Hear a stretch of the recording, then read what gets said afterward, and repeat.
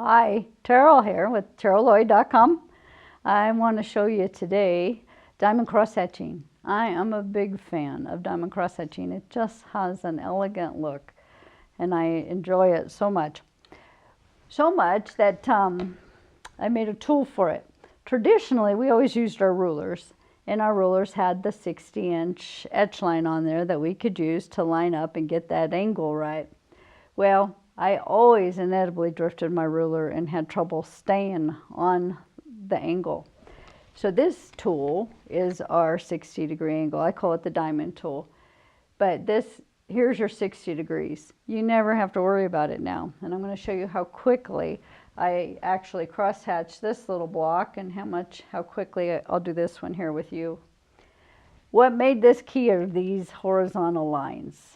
These, not horizontal, I guess they're horizontal, but anyway, these lines, most templates don't have them. Once you have these, you can line this up so quickly. Okay, so let's give it a try. Like I said, this is 6 inches, and just for a quick comparison, I make these templates in 2 sizes, 6-inch legs and 9-inch legs. Well, you can notice the 6-inch leg, even if I'm way up at the top, will not reach a 6-inch area because of the angle. This one's wonderful for 4-inch or smaller spaces. But since we're going to do 6 inches, I need the 9-inch. So I'll start in the corner. All I need to do is pick a set of lines on each side of these legs that I'm going to work with. I need to work with it consistently throughout the whole block. If I switch which one in the middle, I will get different spacing. So I want to hold which one. So let's pick, okay, we'll just pick the bottom line. Easy to see. And it's dashed, so we'll pick the dashed line will be our line of the day, okay? So I put that on both sides on my bottom line. Line her up. And there's my first line. Okay, and go up. Now, even though I'm not to the end of that, it's okay. When you get to the top line, just stitch in your ditch as far as you need to and come down the other side.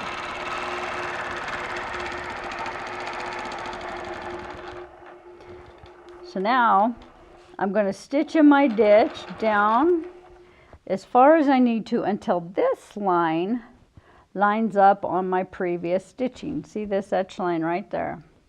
But I still have to line this up. This is the catcher. Since I'm lined up here, if I would have dropped it and said, okay, now I'll go, I will get the wrong spacing over here. So make sure you use the same line up on the same set of lines each time. Okay, so that one's on where I just stitched. I'm putting that bottom set of dashed lines right there. And then I'm going to stitch up to the edge of this and go again.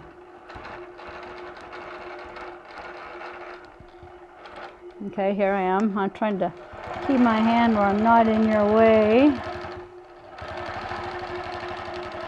Okay, I'm on that top again. Come down.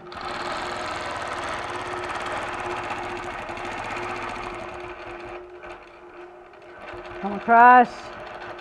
Same process. Put that dotted line on the bottom. Put this edge line on there. Go again. So look what we've done. We've taken all the guesswork, all the measuring, all the hunting for that perfect 30-degree or 60-degree angle out of this equation. I'm going to go again. Edge line there, or the bottom lines are on the bottom, that one's on there. Stitch up. Okay, looks like I don't need any more lines going this direction, but I can still come over and get the other one going this way.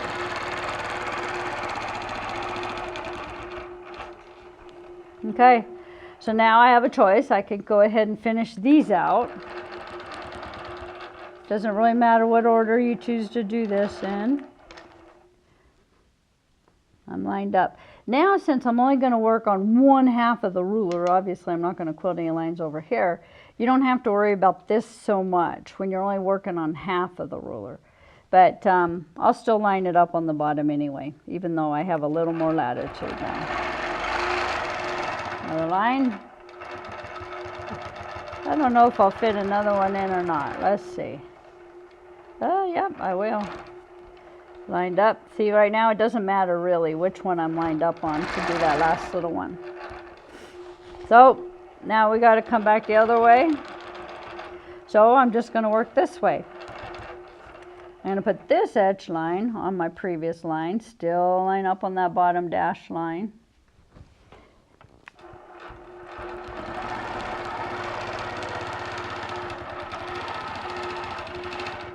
And come this way.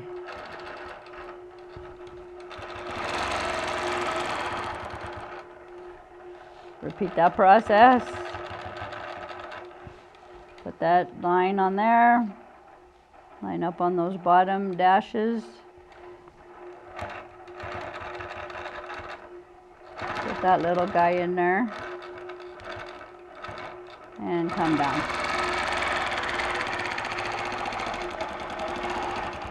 Now I just need to finish out the ones on this leg or this direction, which means again I don't have to now worry about lining it up on the bottom because I'm only working on one side of the template, so I can get my spacing just fine.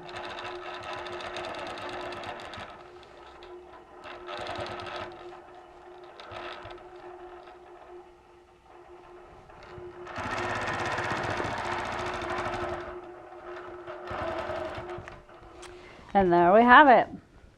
So you can see I didn't measure, I didn't worry about my spacing in between, I didn't have to measure that, I didn't have to measure 60 degrees and find it, I just went. And it was so quick and easy. And what this did, it opened it up so I'll use it more often because I like it so much.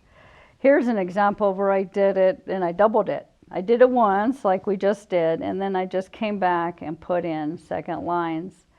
The only trick on this is make sure you're always putting them on the same side. So my little rule of thumb, so I don't get confused, is always put them on the lower side. Because if I put some on the lower side and then the next one I put on the upper side, guess what? I'm going to mess up my spacing. So just remember to always put them on the same side of the line. But what a great effect. I have a real example I want to show you of this where I actually did this on a quilt and it just worked beautifully. So let's go look at the quilt. Pretty sure this quilt had 76 blocks, about 70 blocks, and it's 84 inches high, and it measured about 120 inches wide. So large, I couldn't even fit it on my quilt rack. So sorry for the wrinkles or the drape.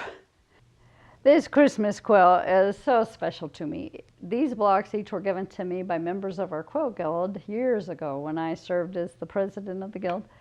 Well, it also turned out to be a perfect opportunity of when to do this diamond cross hatching because the blocks were of all various sizes, and when I sashed them out I switched colors and had to mix it all together. And so if I was to put in a sashing design separate from the border design, what would I do? Some of my sashing is 2 colors, some of my sashing is 1 color. It's all various widths. And then at the same time, the border sometimes matches the sashing color and sometimes it doesn't. So it even gave me a challenge of what to put in the border. Well, I've realized if I would do something continuous through both, it would really be perfect. It would pull it all together. But look at the challenge that created for me. Not only, it would be easy to just come down and do my borders, but then I had to take those lines and continue them through the sashings. And this quilt's over 120 inches wide, so it's crazy big. So it turned out I would never have even tried this without this tool. This tool made this job doable. Because even when I couldn't reach my next line over here, let's say, at least I could use this to find it, find where it should be. Like if I laid this corner, let's say this piece up on that line, well now I can find this line. And so if I didn't have this tool, I would never have attempted to do this diamond cross hatching through the borders and the sashing. And see, even when I needed to reach further, I could always throw that on the leg and even find that line. You can see the whole idea. So just by combining my tools, I was able to find all these lines and get that continuous effect going through the whole quilt. So I hope you have fun with this and do some diamond cross hatching. It is just so beautiful. It is so elegant and easy to do with this tool. Hey, thank you, and please send me your feedback. I'd love to hear how you use this and how it worked for you.